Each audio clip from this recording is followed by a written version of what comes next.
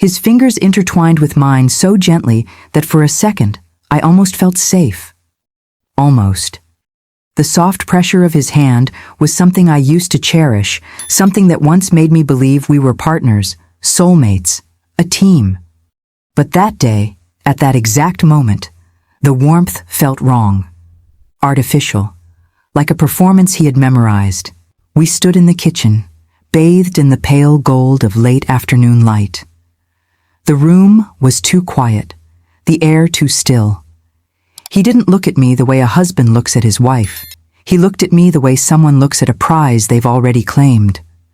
His thumb slid across my knuckles in a slow, almost ceremonial gesture. Then came the smile, the one that stretched too wide across his face, tightening his jaw, sharpening the angles of his expression. It wasn't happiness. It wasn't love. It was victory. And then he whispered it, his voice soft, intimate, but filled with a triumph I didn't yet understand. Only 3 days. Finally, everything's mine.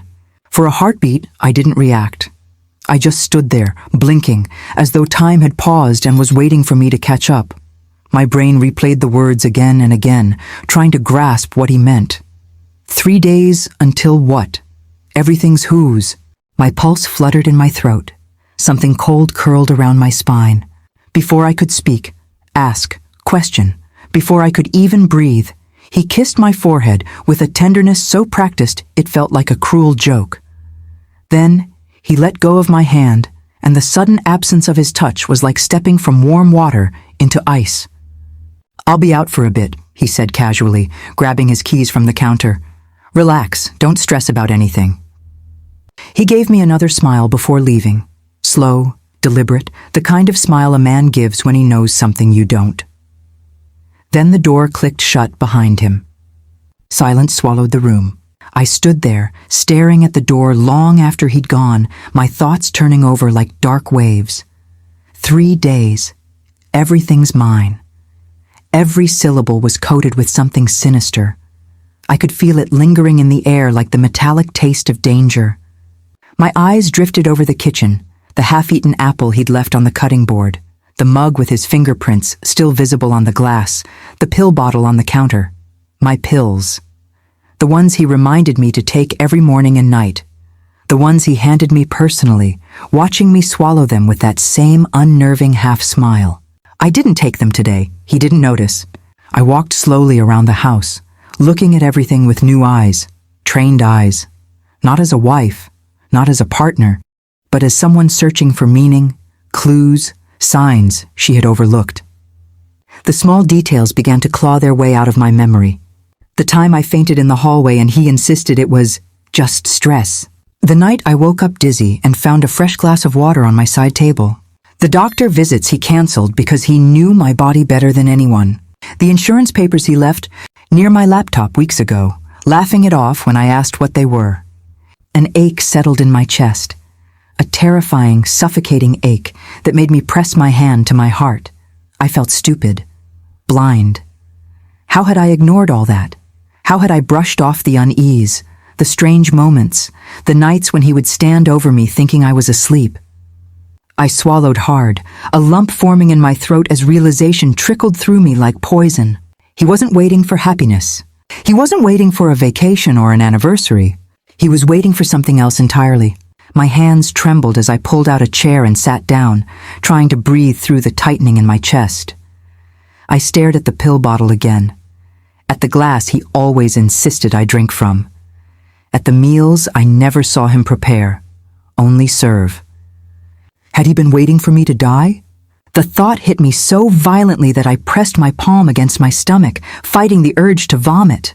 3 days. What was happening in 3 days? Why 3? I closed my eyes, trying to remember anything scheduled for 3 days from now. A doctor's appointment? A meeting? A deadline? And then it came to me. My father's inheritance release meeting. The final legal step that would officially transfer everything to me. Money, property, assets, millions. 3 days. After that, everything would be mine. Or rather, his if I were gone. The thought stole the breath from my lungs.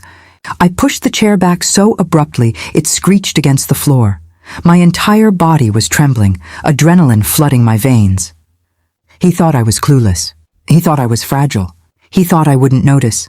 But now I did. Every word he whispered earlier replayed in my mind like a ticking clock. Only 3 days. Finally everything's mine. And as the reality of his intentions sank in, something inside me shifted, snapped, not in fear, but in fierce, burning resolve. I couldn't wait for those 3 days to pass, because he wasn't counting down to a celebration. He was counting down to my end, and after that smile, I knew exactly what I needed to do. The night settled over the house like a heavy blanket, suffocating and too still. I sat on the edge of the bed, my hands clasped tightly together, the shadows of the room stretching long and thin across the floor. Every sound, the hum of the refrigerator, the tap of a branch against the window, the settling creak of the wood, felt amplified, as though the house itself was holding its breath. I tried to calm my racing thoughts, but the words he had whispered kept replaying in a cruel loop. Only 3 days. Everything's mine. I whispered them aloud in the dark, needing to hear how they sounded outside my own mind. The heaviness behind them made me shiver. 3 days, my father's inheritance, my life in danger.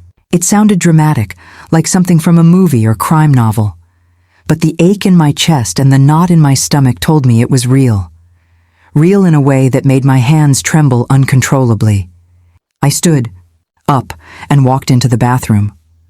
The bright light flickered on, illuminating the pale face staring back at me. My eyes were wide, fearful. My skin looked blotchy, as though the anxiety had already begun to leak through. I didn't look like myself, and maybe I wasn't anymore. I opened the cabinet.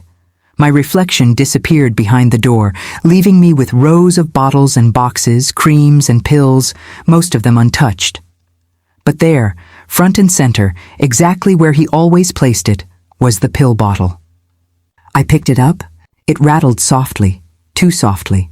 Only a few pills remained. I tilted it, reading the label again and again.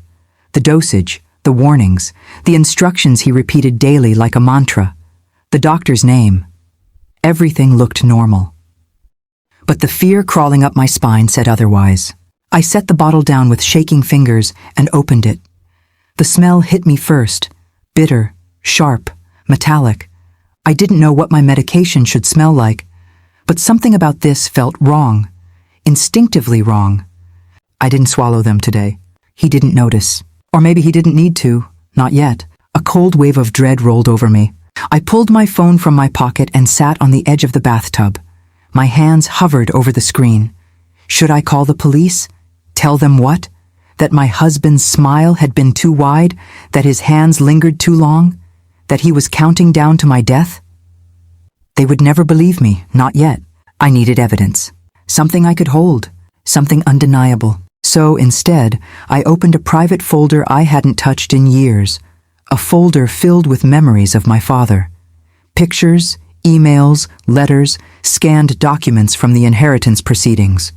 I scrolled, absorbing the words from my father's lawyer. Final transfer set for Friday. Funds and ownership will be fully under your name. Friday, 3 days. My heart hammered so loudly I could hear it echo inside my ears. My husband wasn't stupid. He had seen the same emails. He'd asked too many questions, pretended to be excited for me when I knew he cared nothing for my father or his legacy. The puzzle pieces were snapping together with terrifying clarity. But understanding wasn't enough. I needed something concrete, a trail of intent, proof of his preparations. I left the bathroom and walked softly down the hallway, the floor cool against my feet. His office door, always slightly ajar, was shut tight tonight. Locked. But I had a copy of the house keys, including the one he didn't know I had duplicated years ago. As I slipped the key into the lock, my hands trembled so badly I had to steady them against the wall. The click of the lock echoed like a gunshot. The office was dark, except for the faint orange glow coming from the desk lamp he'd forgotten to turn off. The room smelled like his cologne. Cedar, something earthy, something familiar that suddenly felt sinister. I walked to the desk, every step unnerving. I tried the drawers, locked, all of them. but the bottom cabinet wasn't. I opened it slowly, the hinges creaking in the quiet room. Inside were folders, neatly labeled, his handwriting, precise, controlled. I pulled out the one labeled with my name. My blood ran cold. Inside were documents, multiple copies, some official-looking, others printed from his office computer, papers transferring assets, property, and accounts directly to him. Some were signed, my signature. I stared at them, comparing them to old ones I knew were mine. A perfect forgery. I covered my mouth with both hands, muffling the sound of my gasp. This wasn't paranoia. This wasn't imagination. He had planned everything. My breaths grew quick and shallow. I stood, gripping the desk to steady myself. My vision blurred, and for a split second, the room tilted. I pressed my palm to my forehead. Was this dizziness stress? Or something from the pills I had taken days earlier? I sank onto the edge of his chair, clutching the folder to my chest. 3 days. If I confronted him, he would deny everything. If I stayed silent, he might move faster. If I ran, he might chase. If I told someone without proof, they would call me unstable. But hiding, gathering more evidence, waiting, that might be my only chance. As I sat there, surrounded by documents meant to steal my identity, my wealth, my life, something inside me hardened. I wasn't dying in 3 days. Not for him. Not for anyone. When I stood up, I knew exactly what I had to do next. And whatever I became in that moment, scared, determined, dangerous, felt nothing like the woman he thought he could manipulate. The next morning, the house felt colder than usual, as if his cruel whisper had seeped into the walls and frozen the air. I woke up before dawn, my body heavy, my mind replaying his words over and over again. Only 3 days. Finally, everything's mine. That sentence refused to leave me. It pressed against my skull like a constant warning. I dragged myself out of bed and walked into the kitchen, and as soon as I stepped inside, I saw him. He was already awake, sitting at the table with a cup of coffee, looking suspiciously cheerful, like a man who had already tasted victory. He barely acknowledged me, only glanced up with those same cold eyes and a smirk that wasn't even trying to hide itself anymore. He hummed to himself, a tune he only used when he was planning something. My stomach twisted. He had always been a poor liar, excited when he shouldn't be, silent when he should talk. I watched him as he scrolled through his phone, locking the screen every time I tried to look. When he left for work, I followed a few minutes later, my heart racing. I didn't even know what exactly I was searching for. Proof, maybe. Something to confirm that I wasn't losing my mind. I walked into his office building like I had done 100 times before, but this time, every step felt heavier. His secretary greeted me with a strange, tight smile. She avoided eye contact, kept her hands shaking slightly as she handed me a visitor badge. "Is everything okay?" I asked. Her throat bobbed as she swallowed. "Yes, of course. Just a busy morning." But her eyes said something else, fear, pity, uncertainty. I went upstairs, and when I stepped out of the elevator, I immediately heard voices coming from behind his office door. Whispers, urgent, panicked whispers. And then, his voice, but not the voice he used at home. This one was low, sharp, like he was giving instructions. I moved closer, my heart pounding so loudly I could barely hear anything else. I pressed my ear against the door. "She doesn't know yet," he said. "Just 3 days more, then everything transfers. Then she's out of the way for good." My breath vanished. The hallway spun. "Transfers? Out of the way?" The woman inside replied in a trembling voice. "Are you sure she won't—" He cut her off. "She's too emotional to notice anything. She'll be gone soon." Gone. My knees buckled for a moment, and I had to catch myself against the wall. I felt sick. I felt betrayed. I felt stupid. But above all, I felt something awaken inside me. Something sharp and cold and powerful. For the first time in years, I wasn't just scared. I was furious. And I realized in that moment that if he had 3 days, then so did I. 3 days to uncover everything. 3 days to outsmart him. 3 days to prepare. It wasn't just his countdown anymore. It was mine. That night, I didn't sleep. I lay awake with my eyes open, staring at the ceiling as the minutes crawled by. But unlike the night before, when fear had taken over me, this time, my mind was sharp. Every heartbeat felt like a reminder. 3 days. The moonlight spilled into the room, and I watched his silhouette sleeping peacefully beside me, as if he hadn't already counted down the days to my destruction. His breathing was steady, calm, the breathing of a man confident that he had already won. I studied him, really studied him. The curve of his jaw, the faint lines around his eyes, the same face I once loved so fiercely. And yet now, all I could see was the mask of a stranger who wanted me gone so he could take everything I had ever worked for. My fingers curled into the blanket as I whispered to myself, "He thinks I'm blind. He thinks I'm weak." Quietly, I slipped out of bed and walked into the hallway. The house was silent, the kind of silence that makes you feel both hunted and invisible. I went into the study, switched on the small desk lamp, and opened his locked drawer, a drawer I had always respected, always trusted. But trust was no longer part of our marriage. Inside, I found exactly what I feared: folders, contracts, transfer papers, and most painful of all, communications with the woman from his office, plans, schedules, and something that made my blood run cold, a signed form from the lawyer I had believed was neutral. A legal strategy built to leave me with nothing. Nothing. My hands trembled. But they weren't trembling from fear anymore. They trembled from rage, deep, burning rage, that shot through my veins. He had underestimated me. All these years of supporting him, building his career, raising our child while he climbed higher and higher, he thought those years made me soft. But he forgot one thing.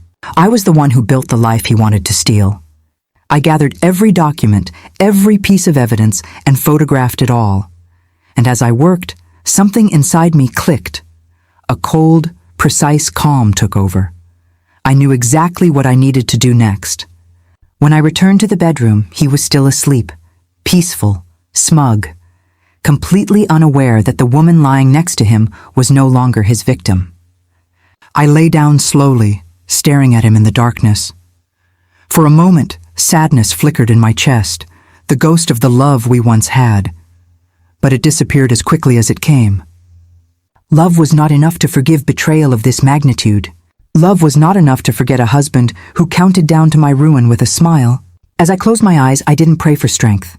I prayed that he would keep underestimating me, because the trap he set for me was about to close around him instead. On the third morning, the house felt unnaturally calm, as if it were holding its breath, waiting for the final act neither of us knew was about to unfold. I moved quietly through the rooms, each step deliberate, each movement grounded in a strength I hadn't felt in years. Today was the day he believed everything would become his. He came downstairs humming, straightening his tie, swirling his coffee like a man celebrating early. He didn't even bother hiding his grin anymore. "Big day," he said lightly, brushing past me as though I were nothing but a fading shadow. "Try not to stress too much." The arrogance in his voice was almost laughable. He really thought he'd won. I waited until he left for the office, then grabbed the folder I had prepared. A folder filled with every piece of evidence I had uncovered. Financial transfers, secret emails, the falsified legal documents, the messages with the woman at his office. Everything he had built his little scheme on was now in my hands. And I wasn't going to confront him like a wounded wife. I was going to confront him like the woman he should have never betrayed. When I arrived at his office building, I walked with a confidence I no longer needed to fake. The secretary's eyes widened when she saw me, this time not with pity, but with fear. She knew. She knew everything. And she knew he didn't. "He's in a meeting," she whispered. "Perfect," I replied. I pushed open the conference room door. Head snapped toward me. His face went pale, then flushed with anger. "What are you doing here?" he hissed. I didn't answer him. Instead, I placed the folder on the table, opened it slowly, and slid the photographs and documents toward the board members and partners seated around him. Silence fell, heavy, loud, devastating. "What is this?" one of the partners demanded. I watched my husband's confidence crumble right before my eyes.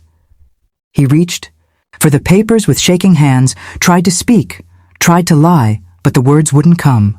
"It's everything he planned," I said calmly. "Everything he hid. The transfer of assets, the fraudulent signatures, the woman he's been meeting with, and the attempt to strip me of everything I built alongside him." Gasps filled the room. Chairs scraped back.